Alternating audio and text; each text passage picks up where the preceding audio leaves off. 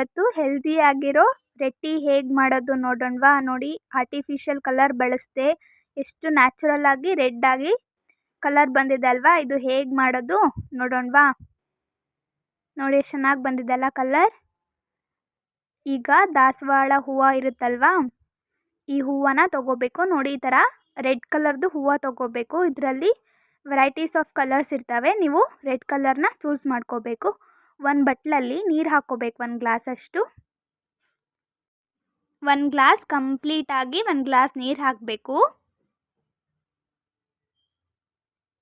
ನೋಡಿ ಈ ಥರ. ಈಗ ಒಂದೊಂದೇ ಹೂವನ್ನ ತಗೊಂಡು ಹಾಕ್ಕೋಬೇಕು ಆ ಬಟ್ಲಲ್ಲಿ. ನೀವೆಷ್ಟು ಕ್ವಾಂಟಿಟಿ ಮಾಡ್ತೀರೋ ಅಷ್ಟು ಹೂವು ತಗೋಬೇಕು. ನಾವಿಲ್ಲಿ 3 ಹೂವನ್ನ ಯೂಸ್ ಮಾಡ್ಕೊಂಡಿದ್ದೀವಿ.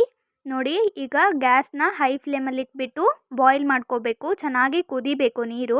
ಈಗ ಸ್ಟ್ರೇನ್ ಮಾಡ್ಕೋಬೇಕು. ನೋಡಿ, ಈ ಥರ ಸ್ಟ್ರೇನ್ ಮಾಡಿಕೊಂಡು ಎತ್ತಿಟ್ಕೊಂಡ್ಬಿಡ್ಬೇಕು. ನೋಡಿ, ಇದು ಕಲರ್ ಹೇಗಿದೆ ಅಂತ, ಒಂಥರ ಡಾರ್ಕ್ ಬ್ಲೂ ಆಗೇ ಇದೆ ಅಲ್ವಾ. ಇವಾಗ ಫ್ಲೇವರಿಗೆ ನಿಂಬೆಹಣ್ಣಿನ ರಸನ ಹಿಂಡ್ಕೋಬೇಕು. ನೋಡಿ, ನೀವು ಕೆಳಗಡೆ ಅಬ್ಸರ್ವ್ ಮಾಡ್ಬೋದು ಕಲರ್ ಹೇಗೆ ಚೇಂಜ್ ಆಗ್ತಾ ಇದೆ ಅಂತ. ಒಂಥರ ಡಾರ್ಕ್ ಬ್ಲೂವಿಂದ ಕಂಪ್ಲೀಟಾಗಿ ರೆಡ್ಗೆ ಕನ್ವರ್ಟ್ ಆಯಿತು ಕಲರ್.